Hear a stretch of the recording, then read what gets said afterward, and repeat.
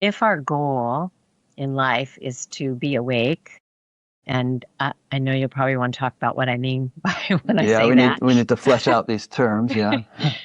If that's the goal, to be awake, and from my perspective, being awake includes um, making a positive contribution Mhm. in this world that we're living in. It's not the idea necessarily of going away somewhere, separating yourself out from the world, but to be awake in the world and to make a positive contribution. So for me, that's the ideal, that we can learn to be in the world. We can learn to create or draw to us what's needed Mhm. to fulfill our purpose, what we're doing here.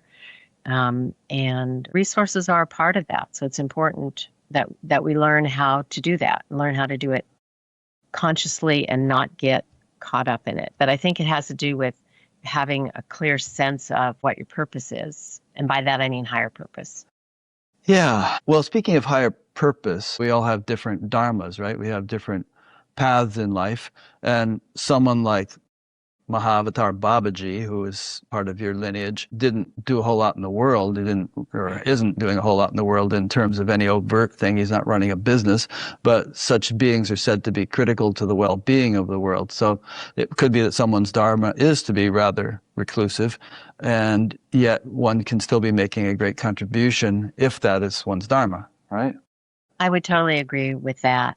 But I'm just trying to make the point that many people that I have talked to when they first come to the spiritual path, and that includes me, I thought it was all about how do I get away from the world? Yeah.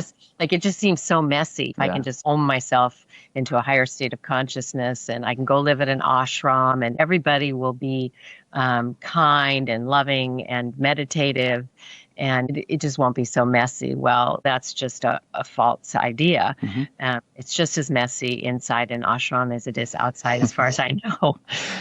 Yeah, I've lived in them. It can be like sometimes the metaphor is used of rough stones in a tumbler, and they tumble around in the ashram until they all get smooth. So it's sometimes the personality clashes in a space like that are kind of like that metaphor. Yeah, and it's a crucible. It's a good space to be in terms of that. But I think we can recognize that this awakening needs to happen right where we are, not by trying to get away from where we are. Yeah, which is not to say that stretches of time in a circumstance like that might not be a useful thing, but for most people, I don't think are cut out for a lifetime. Yes, exactly. That's a good way to put it. So for some, it is their dharma, it is their path, and it's exactly right. But I think when we look at how many people there are not that many ashrams. Many people are just in the world having families and jobs and doing that. So is awakening possible in that context? And is your job, is your life, is your vocation part of your spiritual journey? And from my point of view, absolutely, yes.